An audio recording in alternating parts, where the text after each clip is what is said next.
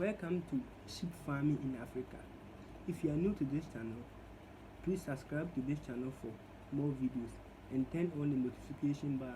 Whenever we upload new video, you'll be the first one to get. Today's episode is about how to get started in raising sheep in 12 steps. Decide the reason why you want to keep sheep. Consider if you have the financial resources and the time resources to raise sheep. Choose a breed with these categories: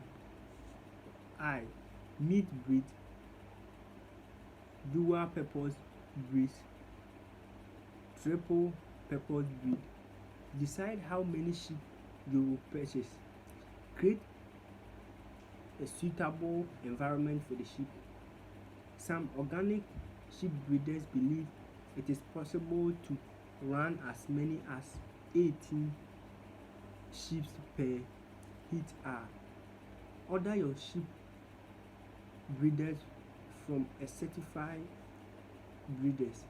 Bring your sheep home. Feed the sheep when required. Make sure there is always fresh water. Comb them and wash the sheep regularly. Keep the sheep warm and healthy. Thank you for watching.